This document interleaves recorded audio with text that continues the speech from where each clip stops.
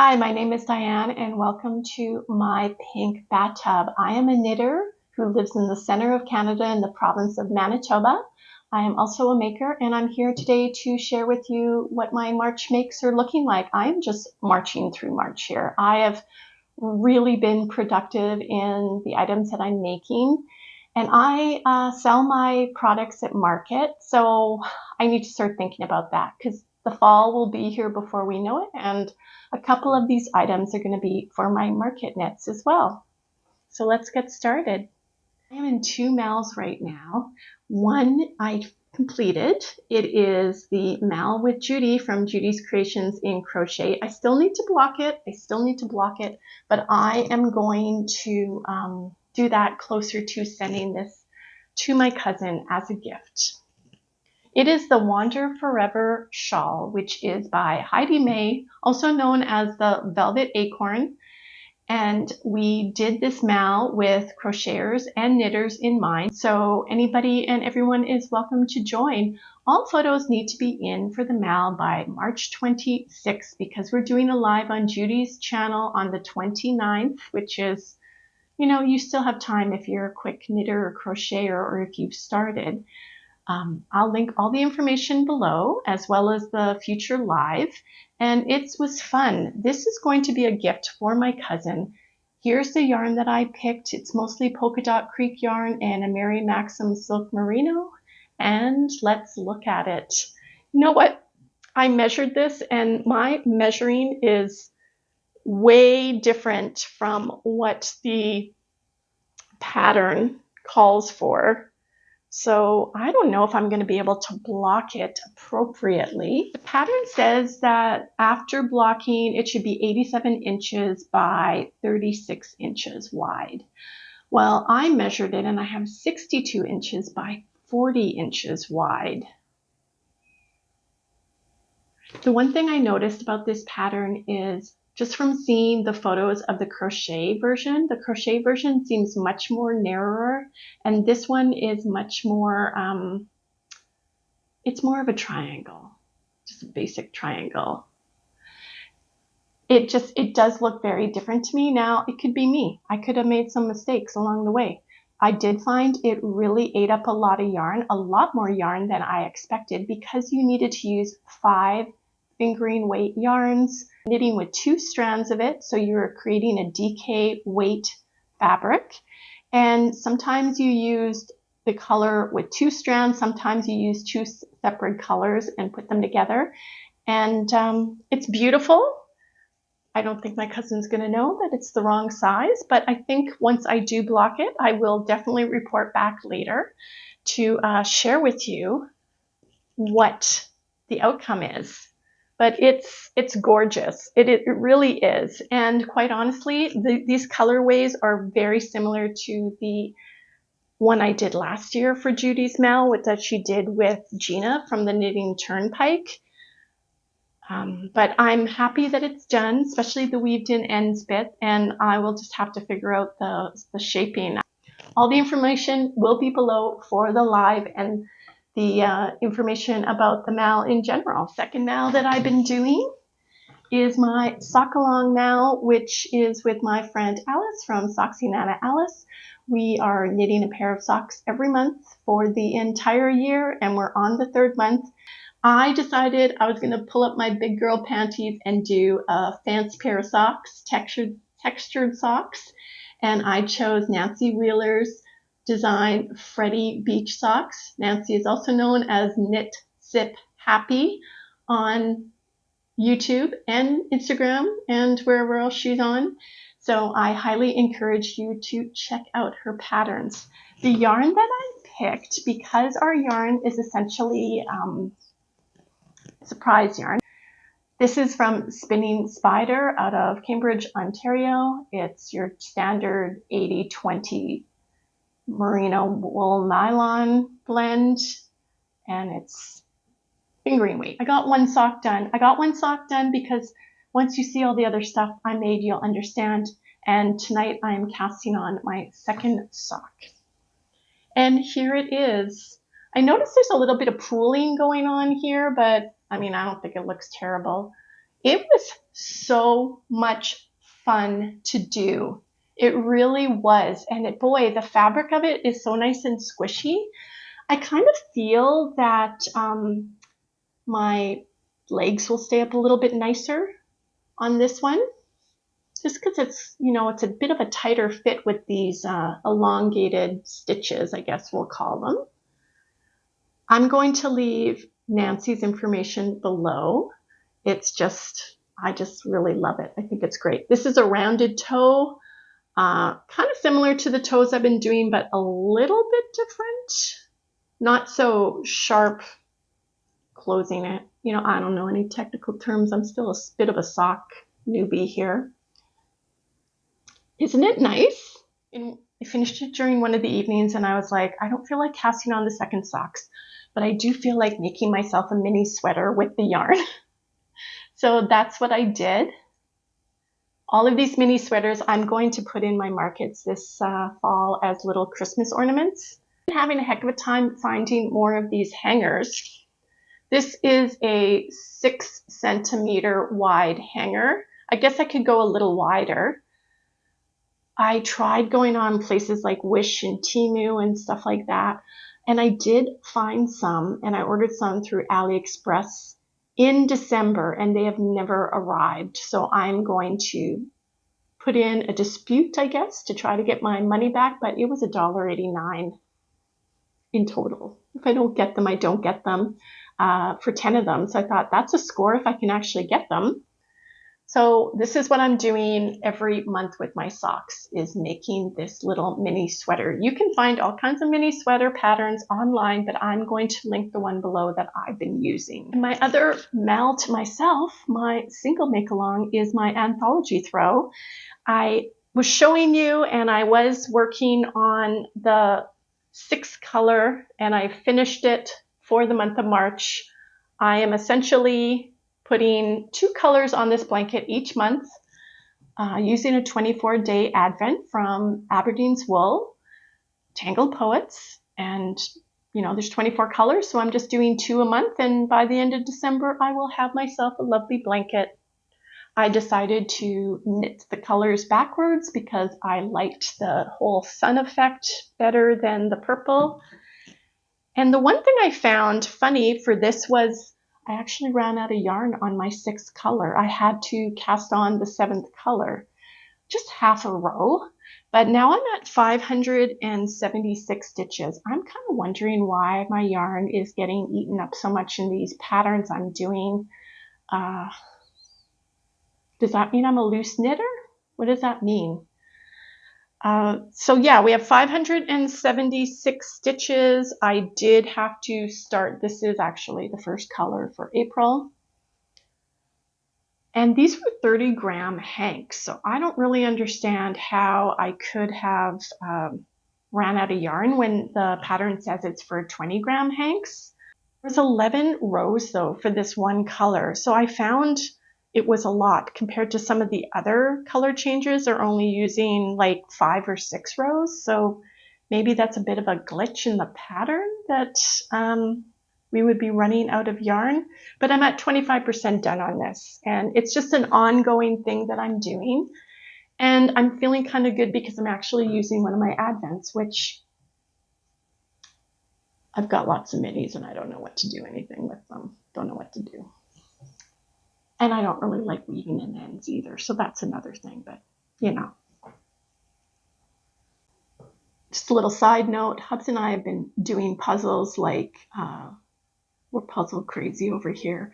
Luckily, my sister-in-law and brother-in-law have lots of puzzles and they borrowed us a whole bunch of them, and we've already done like 4 puzzles, 1,000-piece puzzles, and we are just obsessed with it.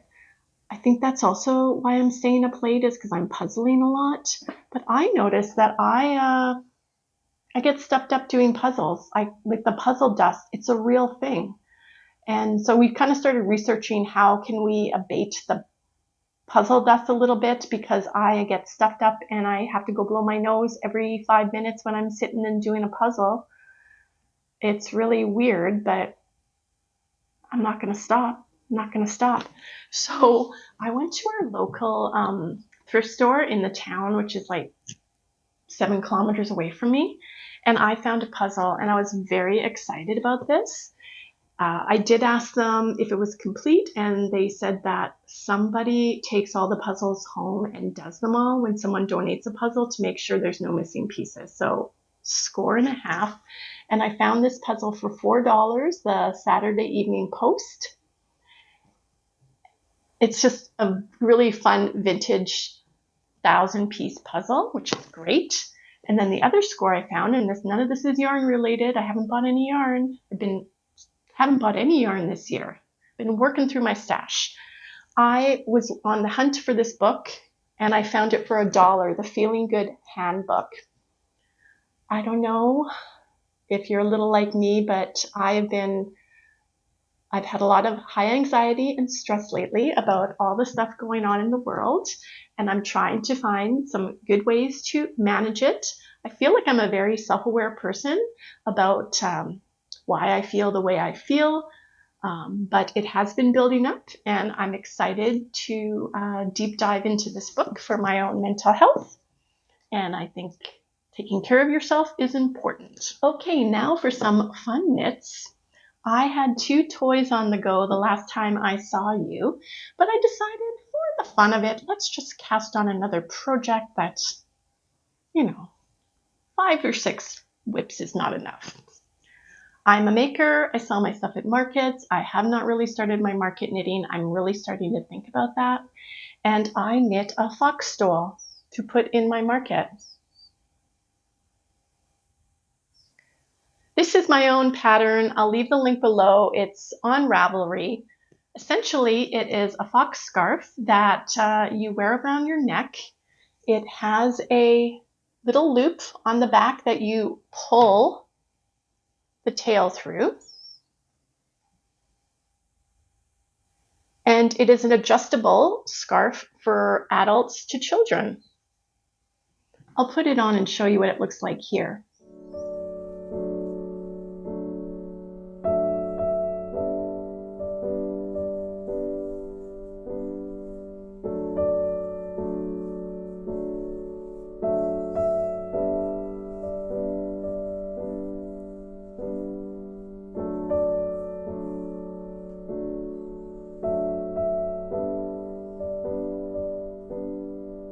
Because I am not buying yarn for as long as I can, because I have so much yarn, I am deep diving my stash. And the yarn I used for this fox stole is this Patons alpaca blend yarn.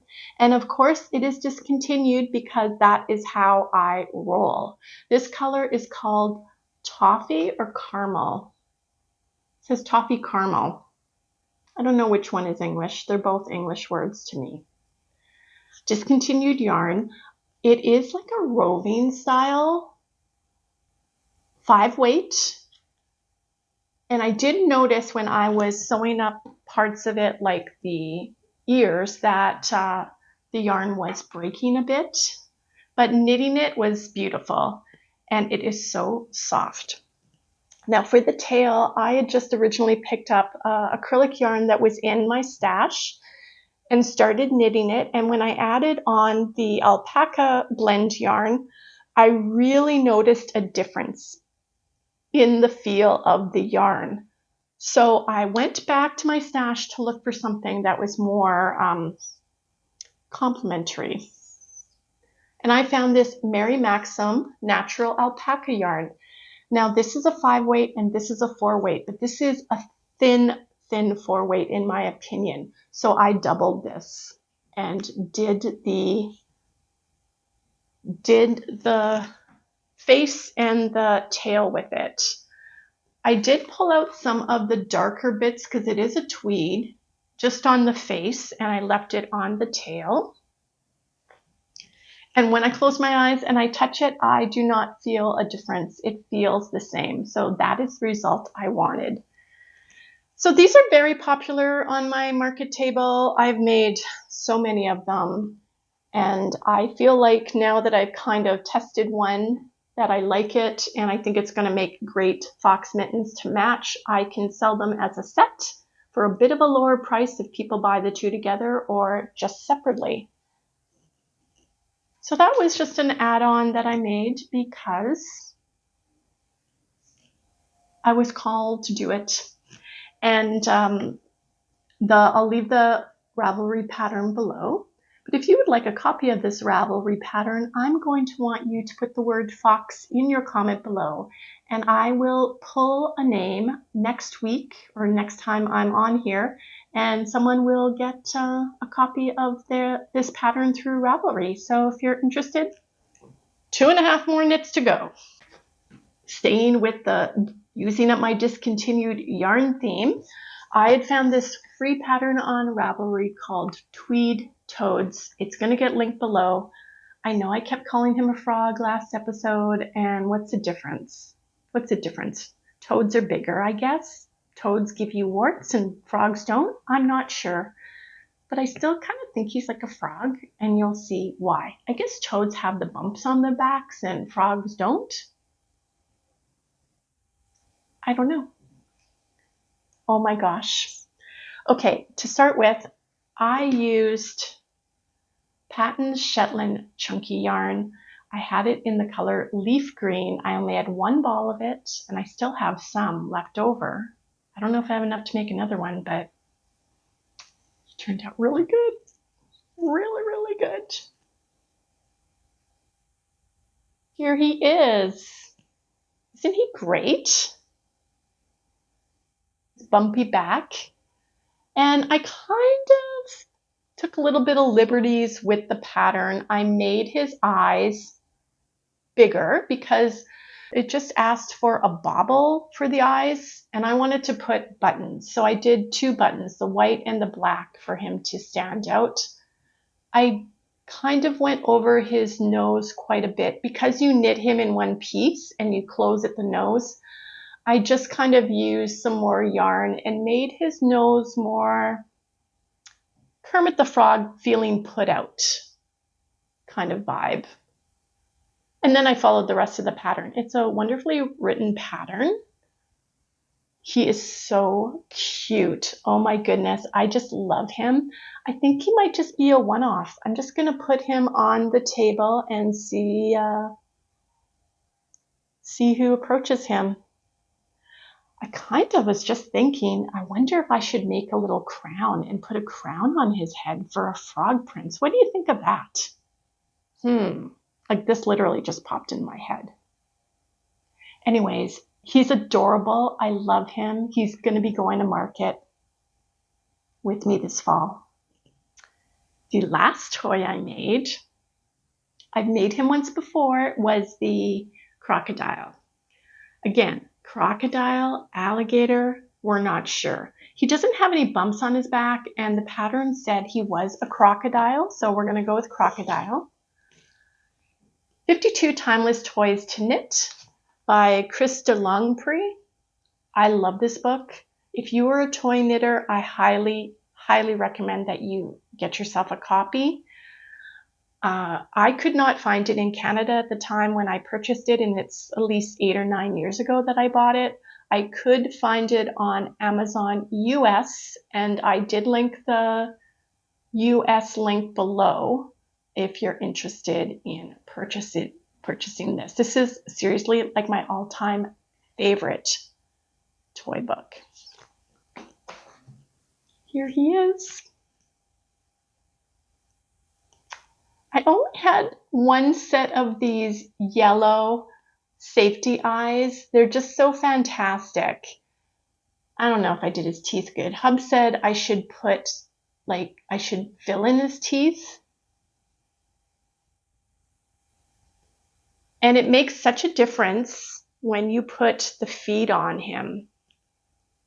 Now this again was knit with the Patons Shetland chunky yarn. It's a 5-weight yarn. It's a 75% acrylic, 25% wool base, but I knit it much larger size than the recommended size of yarn and needle in the pattern book. I held 2 strands together and I used a 7mm double-pointed needle, and I love him. I just felt like he needed to be bigger. I'm pretty sure the very first time I made him he was even bigger than this. So this is also going to go on my market table. I just think he's fantastic. I love the legs. I mean, come on. Crocodile hunter. Yeah, he's great. And then the other thing I did, and I just whipped this up last night because I need to get into market making. I really do, was I knit one mitten last night. This was knit with discontinued yarn. I have a problem. I have a problem. I buy my yarn, I don't use it for a while, then I start using it and I like it, and I discover it's discontinued.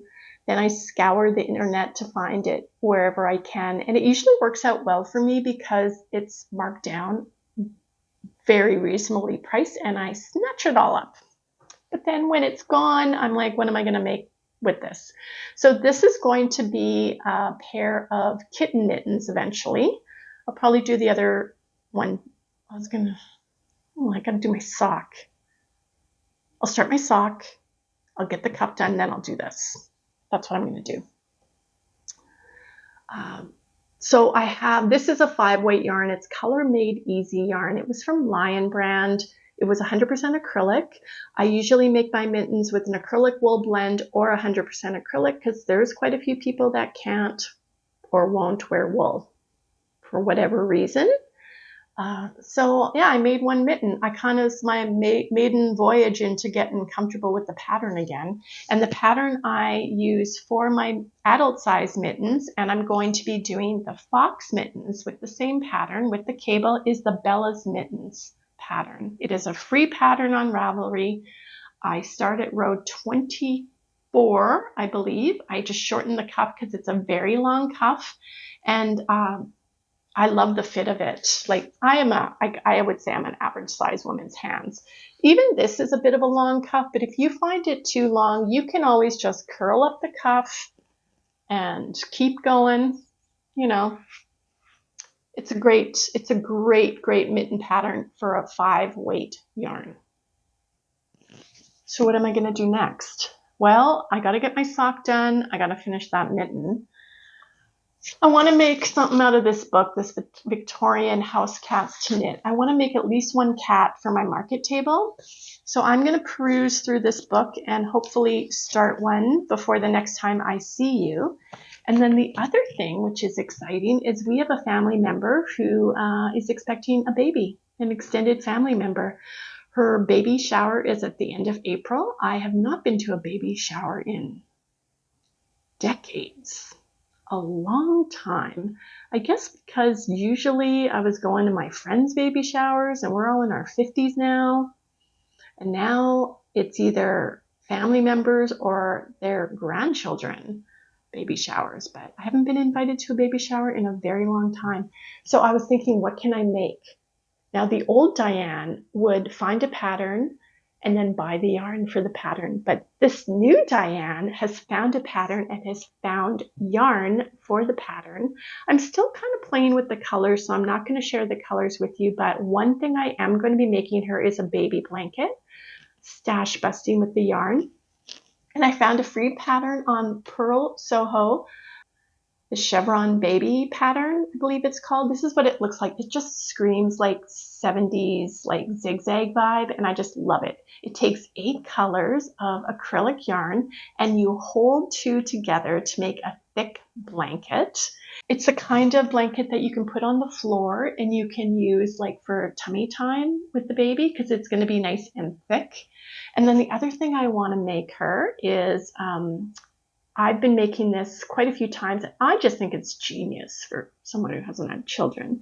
It's a little blanket from Mary Maxim, and it's a car seat blanket, and it pretty much has a hole in it that you can put the blanket on the baby, and then you can put the straps of the car seat over top of it and snap the car seat into this with the blanket underneath. And I'm going to show you a picture here because I'm not explaining it very well.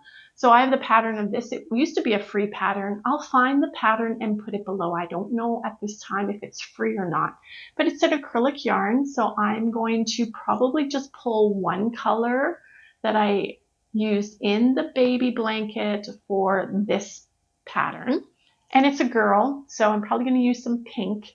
But I was thinking like pink and yellow and green kind of combos would be really nice as a baby blanket.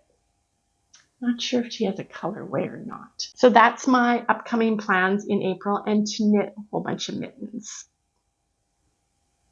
So what have you been working on?